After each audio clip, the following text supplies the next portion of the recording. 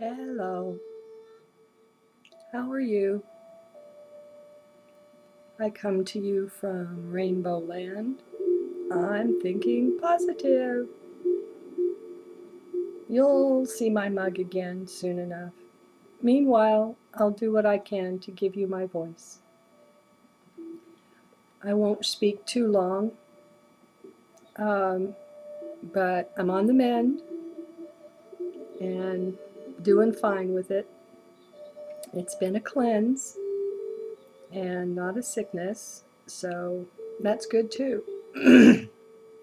Okay. Um,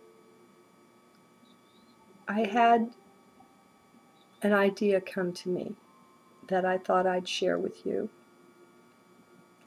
And you know how fear is the enemy of the light being? I mean, light doesn't really have an enemy. The darkness sets out to oppose the light, but that's really just a misunderstanding of proper relationship. But anyway, fear will cut you off from your light, your heart, your source, your guides, all of that. When we get into fear, well, it's just the whole reptilian brain thing, fight, flight, all of that. And we're not in the best shape to be attuned and intuitive. Okay, now, when you add to that, that there's this whole concept of Armageddon and disaster and the end of the world and all of these prophecies and scriptures and, all of that doom and gloom stuff. And society is fed that kind of a line on a regular basis through the media about being in fear and about bad things happening. Well, those two go together pretty well. There's an attempt to keep us in fear and to have us terrified of, anything, alien invasion, whatever, you name it, Comet, Elenin, Nibiru, Planet X, global warming, you know the drill. Okay, unicorn. I'm not sitting here with my mouth open. Grr.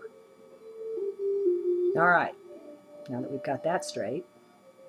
Okay, so here's what came to me, friends, and I laughed and I laughed and I thought it was so funny. God has a sense of humor, All right, let's see if you can see it in here. The fear is the fear of the dark force. The Armageddon is theirs too. It's their world that's coming to an end, my friends. It really is. If you look, you can watch it crashing down around about their ears. All the stuff they used to keep secret behind closed doors and nobody knew about. Well, WikiLeaks and bloggers and all the rest of it, alternative news sources. They're trying to clamp down on the internet now because they're losing it. They're losing control. And they've taken the monetary system into the pit, and they can try to pretend to rescue it again and again, but the stuff they're doing is all a joke. They can't put Humpty Dumpty back together again. It won't work. And so, dear friends, when you go in heart, there is no fear, not one erg, not one iota. So let us step up and out of fear and out of worry, out of anxiety and all of it. Because when we're in that, we're tuning into them. It's their fear, their worry, their anxiety, and they're trying to bring us down into it. And that feeds it and it feeds them. So I just thought I'd share that with you. Oh, and the other really important piece of this is that we are creators. You could even say creator gods if you use a little g. And so their desire to create this kind of scenario, they manifest it through us by feeding people what they feed via the media They keep people terrified, anxious, purchasing slaves, of course. But it's fear and it's death and it's destruction and chaos and all the rest of it, all this unhappiness. Well, by getting people to focus on that, they bring it about. That's how it's created. And we've got to wake up and pull out of that. You've got to turn the TV off. That's just the way of it. And I'm not even sorry for telling you that. You're going to wake up to it one day yourself and realize that is the tool of the dark force. It's not that the TV is bad, it's not. But how it's being used today is evil. And it's a control mechanism in the hand of the dark force. And that's just the way of it. So get to it when you get to it. There's no rush. And you can't force yourself into things. You can try, but you know, that way of, that's having the mind in control. If you just go in the heart, everything will take care of itself. That's all we have to do. Okay, now, the other thing, I'm going to give you a good laugh on me. It's a little bit of a long story. Let's see if my voice will hold out. Okay. I just went through and I'm coming out of the most intense cleansing reaction of my life. And that's what it was. There was no fever, there was no sickness, no virus, no germ, no bug here. It was just a cleansing. And so why? I got to wondering why when I realized that's what was going on. And there's only one answer. And like I say, I've got to tell a story on myself here. And it's a little bit long. I'm sure most of you who would listen to this blog have heard of Holosync, which is, I guess it was Robert Monroe developed the technology. And it's for bringing the brainwaves into consonance, into coherence, and into balance. And, you know, helping us raise our consciousness. And Holosync is interesting, and a lot of people get a lot of benefit out of it. But it's also very pricey. And it's a long ladder that you have to climb of first one, then the other, then the other, then the other. And they're all, you know, I mean, I think each one is several $100s, and so it's an expensive process. And that's fine for them that have it. I don't begrudge them. Okay, Mr. Unicorn, I'm not doing that. Thank you. I don't know what the deal is. Anyway, so there's that.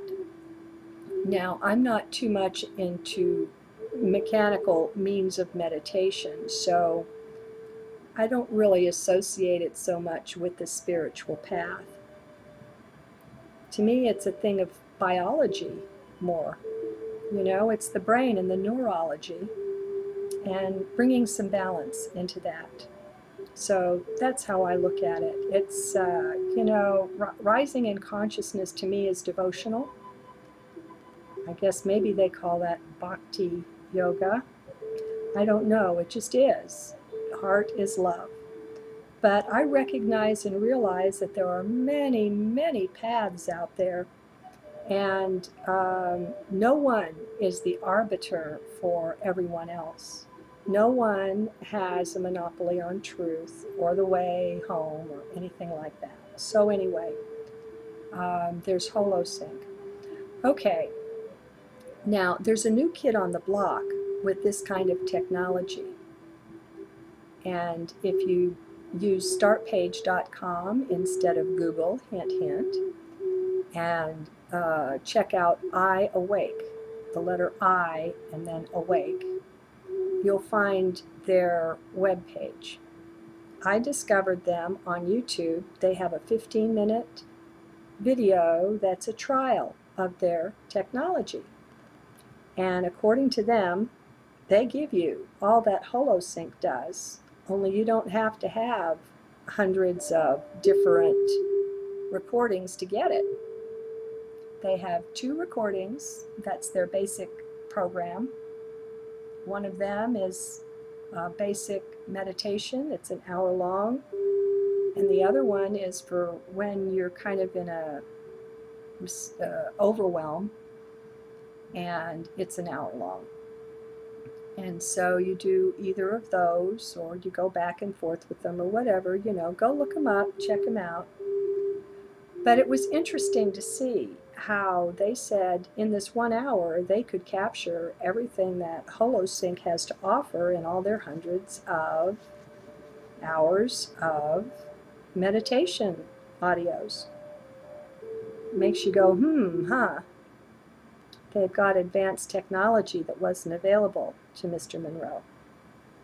Okay, again though, I'm not too much into mechanical things, so along comes Michael Newton.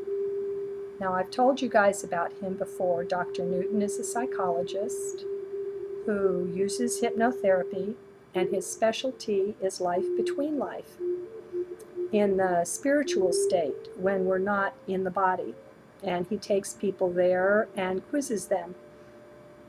And he's written 2 books.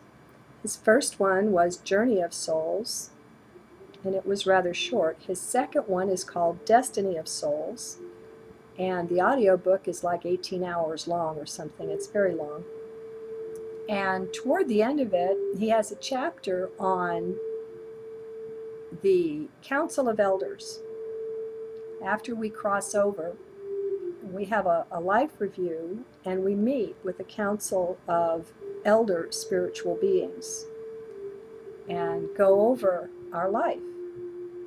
And very often, he said that a person's guide would be in the room quietly, standing to the left and slightly behind. And he would ask, I mean, Dr. Newton asks about everything, right down to the color of the robes and the jewelry worn by the elders and what everything means and colors of auras. I mean, there's nothing he doesn't question about. So he kept asking, why does the guide always seem to stand there?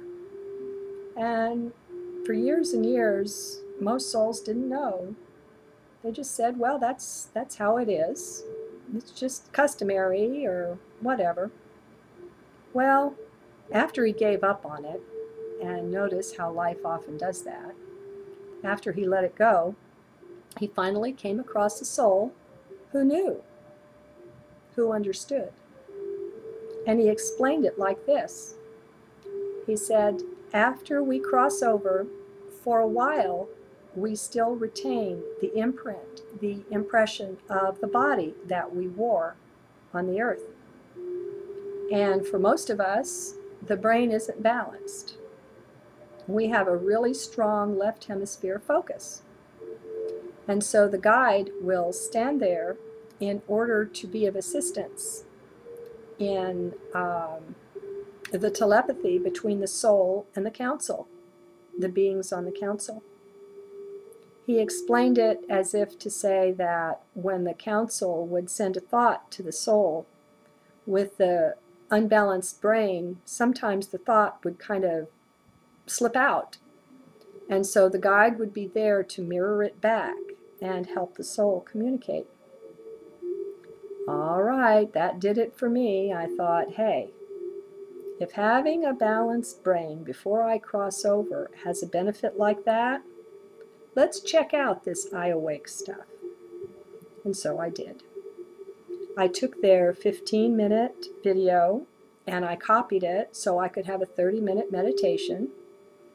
And I would do that usually twice a day. I mean, I'm not a real regular sort, you know, but usually twice a day. I might have done it 3 times once, I don't know. Until I got this really great idea. And I looped it. The explanation you'll find on the website explains how their technology is like a pyramid, and the bulk of it is introductory frequencies, and then they have some that are more intense, and the most, and I'm using the word intense, it's not their word, folks. I am not a spokesperson for iAwake, so, you know, don't take anything take it all with a grain of salt and go check them out. But anyway, the intensity of benefit I interpreted in my funny little head to be toward the end. So I looped it. Yeah, I looped it. And I let it run a good number of times. I wasn't counting. And I did this, I don't know, maybe on and off for a week. I don't know. I didn't know. Here was my thought. I want to test this technology. I want to see if it has an effect. And if it has an effect, I mean, it's not very expensive. I think it's like $85 or something for the download, a little more for the CDs. I thought if it has an effect that I can measure, that I can experience, I'll go for it. And so that's what I was doing. So I was pushing the envelope a little. I was aware of that, just not how much. Okay? And pretty soon I was so wiped out physically that I wasn't even up to doing the meditation anymore. I mean, I've done a whole lot of just sleeping and drinking and hacking and coughing, and it's been interesting. Okay. And it didn't hit me until I actually turned the corner and started into recovery what I had done. Because you don't get a cleansing to occur in a body like this without something triggering it. And there was literally nothing else, nothing out of the ordinary in any way, certainly nothing that would, excuse me, knock me on my ass this way. All right, so I want you to benefit from my experience. And so don't play with it this way, okay? Follow their instructions and just take it from me. It works. It'll give you a cleanse, if nothing else. All right, I'll be getting back with you soon again. Hopefully you will see the amusement in this. I mean, everything is for the good, folks, if that's your attitude toward life. You're in control of that. You're a creator God. And let's make it clear, that's the first thing you control is your attitude. And if you have an attitude of gratitude toward life, your whole life will change. And that is in your control. See you soon.